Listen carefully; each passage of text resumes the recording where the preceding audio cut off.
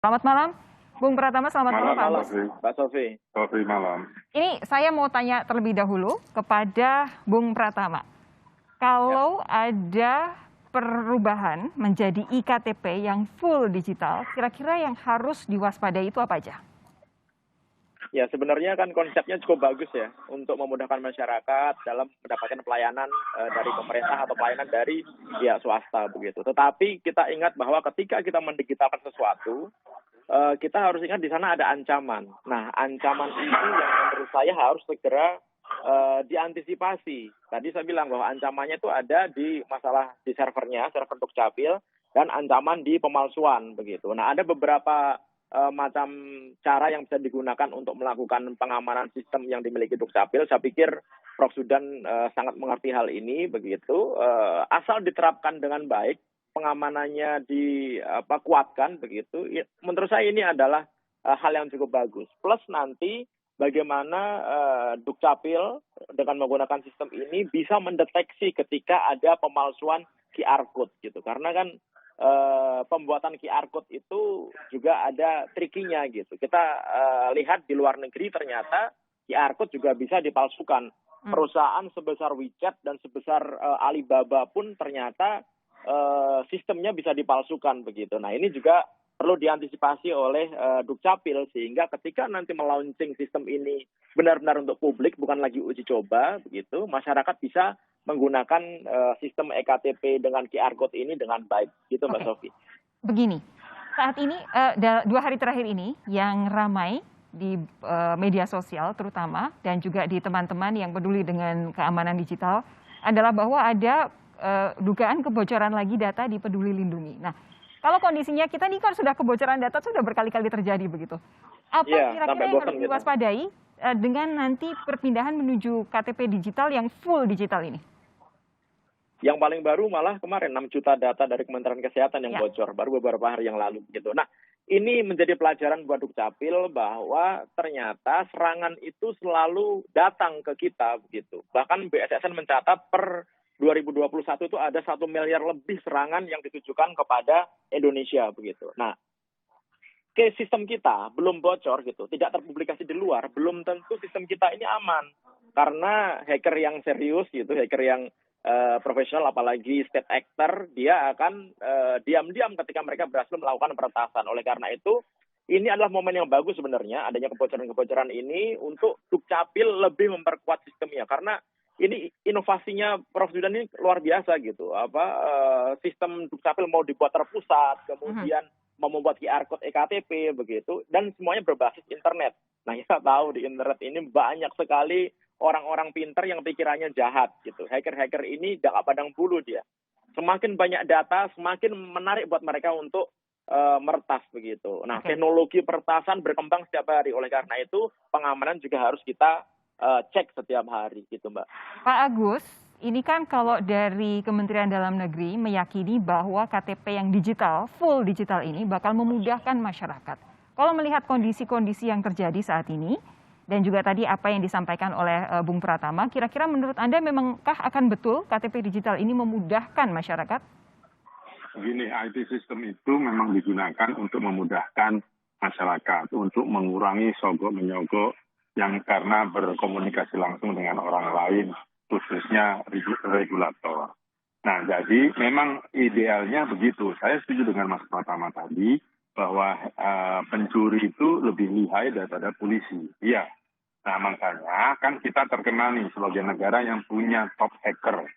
Itu ada di Indonesia, ada di sebuah kota di Pulau Jawa. Nah, jadi ya itu dioptimalkan untuk menjaga ini kita, untuk menjaga server kita dan sebagainya. Karena saya pernah beberapa kali pulang balik dari Eropa itu barengan sama anak-anak Belgia, anak-anak Belanda itu mau belajar jadi hacker itu di Indonesia. Nah, jadi artinya itu harus didaya gunakan oleh Prof. Zudan. Sekali lagi ini sebetulnya KTP kita kan sudah gitu ya, sudah pakai IT, tapi kan tidak pernah terjadi tuh RFID-nya digunakan, selalu difotokopi. Nah, saya berharap dengan QR code ini menjadi lebih mudah. Tapi betul, kita harus jaga hati-hati, makanya Undang-Undang Kerahasiaan Data Pribadi itu harus segera keluar. Kan sampai hari ini masih masih belum bisa selesai. Sehingga kalau ada pelanggaran, itu bisa dihukum seberat-beratnya. Apakah itu hukum gantung atau hukum digelitikin atau hukum disabeti, itu harus ada. Kalau undang-undang itu tidak ada, Profesor Zudan bisa pusing itu, bisa sekolah lagi dia untuk ambil S4 gitu. Oke, saat ini kami sedang berusaha untuk terhubung dengan Pak Zudan, Dirjen Dukcapil Kementerian Dalam Negeri. Oke, saat ini saya sudah tersambung, Pak Zudan, selamat malam.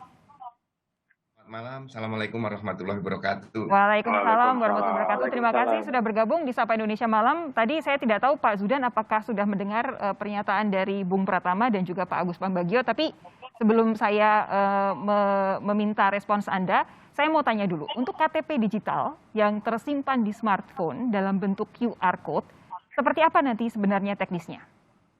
Ya, pertama, kalau kita melihat tata kelolanya dulu sebelum ke teknis. Kita sekarang sudah ada 198 juta penduduk yang punya KTPL. Ini tetap berlangsung. KTPL yang lama tetap diakui. Kemudian dari 198 ini didigitalkan. Nanti bentuknya kira-kira akan seperti ini. Kalau saya contohkan, digitalkan, nanti akan bentuknya seperti ini, di dalam handphone seperti ini. Nah, jadi kita yang tidak membutuhkan tidak perlu dicetak, dan kita mendorong masyarakat tidak perlu mencetak, terutama yang sudah punya smartphone. Kemudian di daerah-daerah yang punya jaringan wifi bagus, dan kemudian QR code-nya bentuknya seperti ini. Oke, hati-hati Pak, jangan sampai semua terlihat. Ya, enggak apa-apa. Ini nggak bisa dibuka ini. Oke. Orang lain nggak akan bisa membuka ini. Oke. Nah, jadi kita menggunakan pendekatan double track system services, pelayanan dengan sistem 2 jalur manual dan jalur digital. Jadi yang sudah bisa digital, monggo kita bertransformasi ke digital, sehingga menggunakan QR code dan bentuk KTP yang kita digitalkan.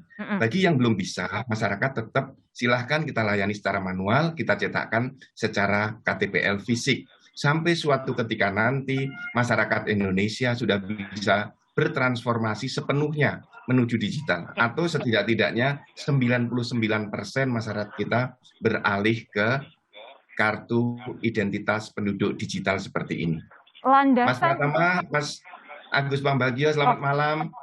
Malam, Pak Zudan. Saya sapa para senior, para sahabat semuanya. Oke, Pak Zudan, tapi landasan apa yang mendasari untuk perubahan ini? Apa yang ingin dicapai Kementerian Dalam Negeri terkait dengan pencatatan kependudukan ini dengan adanya migrasi ke KTP digital yang sepenuhnya?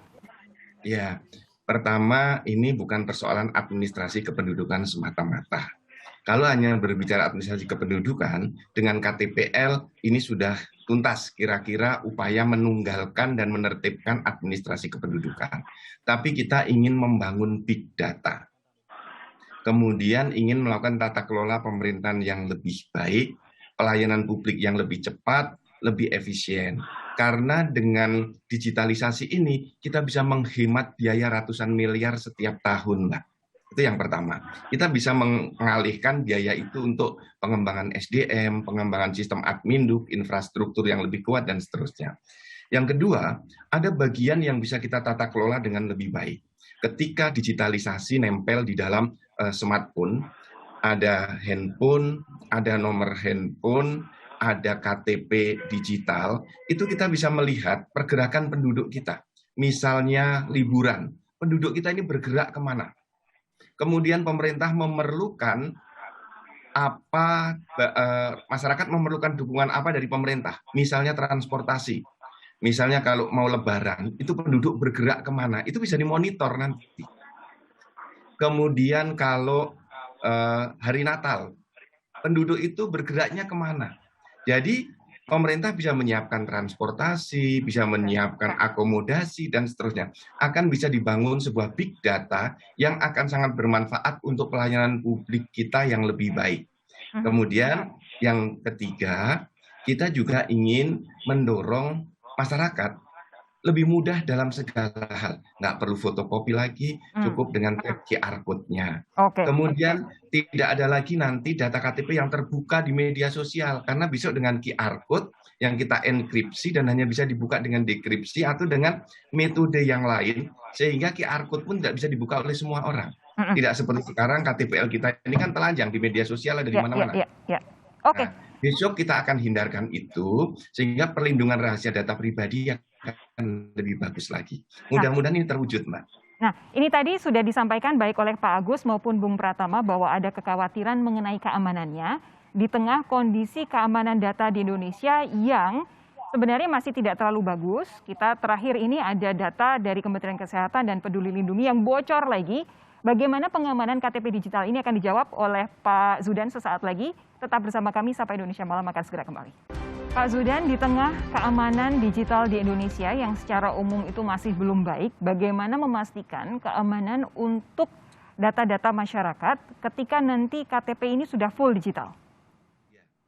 Tentu kita harus bekerja keras ya Mbak ya, dan saya mohon dukungan semua pihak agar 24/7 itu bisa terjaga semuanya keamanan datanya. Yang kedua, dari lembaga-lembaga yang menyimpan data kependudukan, itu juga harus care dan aware. Karena kita tahu, yang menyimpan data kependudukan itu bukan hanya Dukcapil, tetapi semua lembaga penyelenggara layanan publik itu menyimpan data kependudukan. Apa yang dimaksud dengan data kependudukan? Data kependudukan adalah data yang di dalamnya ada elemen data terkait dengan diri penduduk. Nama, alamat, nama ayah, nama ibu, NIK, tempat lahir, tanggal lahir. Kampus punya data mahasiswa. Bank punya data nasabah. Badan Pertanahan punya data pemilik sertifikat tanah. Polri punya data SIM. Nah, ini semua harus bergerak sama, serentak untuk melindungi rahasia data pribadi penduduknya dari serangan cyber. Ini nanti Mas Pratama Persada bisa memberikan banyak terhadap hal itu. Kemudian, nah yang ketiga, kami terus menggandeng BSSN. Ini untuk mendapatkan penguatan-penguatan dan para ahli untuk memperkuat Dukcapil. Tentu kami terus meminta dukungan banyak pihak terkait dengan persoalan cyber security system ini, dan alhamdulillah kami mendapat dukungan banyak pihak dan sampai sekarang sistem kami di Dukcapil aman. Tidak ada data yang bocor dari data center Dukcapil di pusat. Baik. Ini terus akan dijaga. Bung Pratama, tanggapan Anda? Kalau kita lihat ya, sistem yang bagus itu harus disertai dengan keamanan yang bagus. Kalau misalkan sistem keamanan minimal yang standar sudah diterapkan, saya pikir nggak ada masalah kalau kita punya sistem digitalisasi yang bagus begitu. Yang sering terjadi kan begini, kita membangun sistem nih, wah sekarang udah keren ini, udah bagus, udah kuat begitu. Dites, dicoba di penetration test, coba hack sendiri, ternyata memang kuat begitu. Tapi kita lengah, besoknya, minggu depannya, bulan depannya dibiarkan sistem ini, tidak di maintenance, tidak dicek lagi seperti tadi kata Pak Agus gitu. Ini harus dikerjakan secara terus menerus.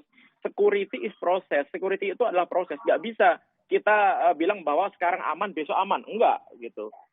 Teknologi hacking selalu berkembang setiap saat. Apalagi ketika musuh kita ini nanti adalah state sponsor. Yang mensponsori adalah negara-negara asing yang ada di luar sana. Wah, itu lebih berat lagi musuh kita gitu. Nah, ini harus Prof. Zudan ini harus bersiap-siap nih di sana nih gitu. Kalau Pak Agus, tanggapannya? Ya, saya selalu katakan dari apapun sistemnya IT yang digunakan, pengamanan itu seperti Mas Pratama bilang tadi, mutlak. Masih di mute, sama kalau kita naik kendaraan transportasi, itu safety, jadi sama. Nah, bagaimana caranya menjaga itu? Makanya saya bilang yang jaga ini hacker-hacker jempolan itu 24 jam. Jadi ketika ada indikasi, dia langsung bisa menutup dan seterusnya. Meskipun itu tidak menjamin 100%. Ini yang, karena zaman ini semua kan sudah, anak-anak milenial mana mau buka dompet, terus kasih KTP di fotokopi. Jadi artinya kita harus ikut, tetapi pikirkan yang paling penting, Prof. Ini bagaimana pengamanan yang paling canggih yang bisa kita berikan untuk publik. Itu aja. Oke, tapi kalau menurut Anda, Pak Agus, migrasi dari iktp saat ini yang ada ke KTP digital, itu nanti kira-kira secara umum dari sisi kebijakan publik, itu dampaknya akan seperti apa? Gini, makanya saya katakan tadi, undang-undangnya untuk perlindungan data pribadi itu keluar dulu. Juga berikut peraturan turunannya, baik itu peraturan pemerintah, peraturan menteri itu ada, sehingga masyarakat menjadi terlindungi. Karena kalau tidak, nanti pengambil tindakannya kembali ke KUHP. Itu repot. Ya kan, jadi penindakannya harus tegas. Karena peraturan tanpa penindakan itu omong kosong. Baik. Ya, jadi itu yang harus diutamakan sebelum ini jalan. Mudah-mudahan Pak Mendagri bisa mendorong ini, karena ini menjadi kritikal seperti Mas Pratama tadi sampaikan. Pak Zudan, ini kalau saya kutip Anda pernyataan di beberapa media online, ini menyatakan, jadi tidak akan ada lagi konsep IKTP hilang, sebab IKTP akan didigitalkan dalam HP dan ada QR Code. Tapi kemudian Anda juga menyampaikan, kalau HP hilang, ikut hilang juga identitas IKTP digitalnya, sehingga nanti minta ke Dukcapil lagi untuk dikirim ke nomor HP yang baru. Satu, bukankah ini agak kontradiktif? Yang kedua, berarti tidak ada penggunaan cloud storage begitu ya, yang terpusat dan harus betul-betul di masing-masing gawai, sehingga kalau gawainya hilang, otomatis KTP elektroniknya juga hilang. Ya, jadi begini Mbak, kalau orang KTP-nya hilang, sekarang kan cetak lagi, ya kan? Nah, kalau dicetak lagi, itu berarti kan dicetakkan yang baru. Kalau dengan nomor disimpan di dalam handphone, kalau handphonenya hilang, KTP-nya dia nggak hilang, tinggal dikirim lagi. Karena handphonenya hilang, orang nggak bisa buka lagi yang ada di sini. Jadi yang hilang itu handphonenya, tetapi data dia ikut nggak bisa dibuka. Maka dia mengajukan dengan nomor yang baru ke Dukcapil karena harus diregistrasi. Oke. Mengapa harus diregistrasi? Untuk memastikan who you are-nya benar. Siapa dia? Cocokkan nick-nya, kemudian difoto aja, face recognition, cocok, baru. Setelah itu kita kirim data digital dari KTPL. Pak Zudan, jadi apakah sama seperti misalnya bank? Kalau kita kehilangan dompet, atau kemudian ada kehilangan HP, di situ ada e-banking kita, langsung nelpon ke bank untuk diblokir terlebih dahulu. Apakah ini juga akan sama? Telepon ke Dukcapil untuk diblokir terlebih dahulu atau seperti apa? Ya, kalau nomor handphonenya kami nggak bisa memblokir. Ya, kami nggak bisa memblokir nomor handphone. Tetapi kalau masyarakat kehilangan, nanti melapor pada kami yang akan menutup ya akses digital orang itu yang tadinya ditaruh di nomor handphone yang lama. Okay. Ditutup. Jadi sistemnya tidak bisa lagi dibuka dengan nomor handphone yang lama. Baik. Saya minta tanggapan dulu dari Bung Pratama. Ya, jadi itu QR code-nya nanti berasosiasi dengan nomor handphone, Prof. Atau bagaimana, Prof? Ya, nanti QR code itu ditempelkan atau disambungkan kepada nomor handphone yang didaftarkan, termasuk digitalisasi dari bentuk KTPL-nya. Itu Mas Pratama.